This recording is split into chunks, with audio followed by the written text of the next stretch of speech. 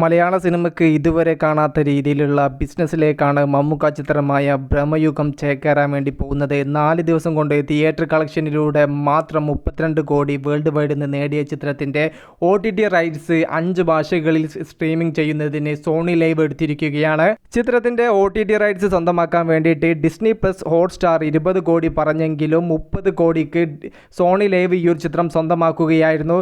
ഇതോടുകൂടെ 27 കോടി ബഡ്ജറ്റിൽ തീർത്ത ചിത്രത്തിന് OTT റൈറ്റ്സിലൂടെ മാത്രം 3 കോടി ലാഭമാവുന്ന കാഴ്ച. 4 ദിവസത്തെ വേൾഡ് വൈഡ് കളക്ഷൻ 32 കോടിയും OTT റൈറ്റ്സ് ആയി കിട്ടിയ 30 കോടിയും ചേർക്കുന്ന സമയത്ത് തന്നെ ചിത്രത്തിൻ്റെ ബിസിനസ് ആകെ 62 കോടിയിൽ എത്തി നിൽക്കുന്നു. നമ്മൾ എന്ത് നിങ്ങളടുത്ത് പ്രൂഫ് വെച്ച് കാണിച്ചാലും തള്ളാണെന്ന് പറഞ്ഞ് കമൻസ് ഇടുന്ന കുറച്ച് ആൾക്കാരുണ്ട്, ചൊറിച്ചിലുള്ള ആൾക്കാർ. അവർക്ക് വേണ്ടിയിട്ടാണ് പറയുന്നത്. റിപ്പോർട്ടർ അടക്കമുള്ള മലയാളത്തിലെ മികച്ച ചാനലുകളെല്ലാം ഈ ഒരു വാർത്ത റിപ്പോർട്ട് ചെയ്ത് കഴിഞ്ഞു. ഫെബ്രുവരി 15 മലയാള വേർഷൻ മാത്രമാണ് തിയേറ്ററിൽ എത്തിയത്. അതർ ലാംഗ്വേജിൽ ഈ ഒരു സിനിമ അടുത്ത വീക്കിൽ റിലീസാവുകയാണ്.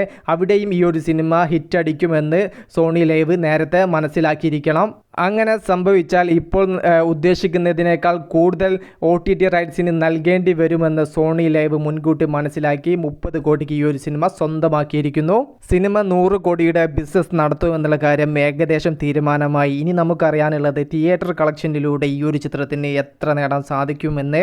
കണ്ണൂർ സ്കോഡ് നേടിയ 85 കോടിക്ക് അടുത്തെത്താൻ ഈ ഒരു ചിത്രത്തിന് സാധിക്കുമോ, അല്ലെങ്കിൽ 100 CR തൊടാൻ സാധിക്കുമോ? ജസ്റ്റ് ഒന്ന് കമൻ്റ് ആയിട്ട് രേഖപ്പെടുത്തുക. മൂവി പ്ലസ് മീഡിയ, ഞാൻ ജിനു.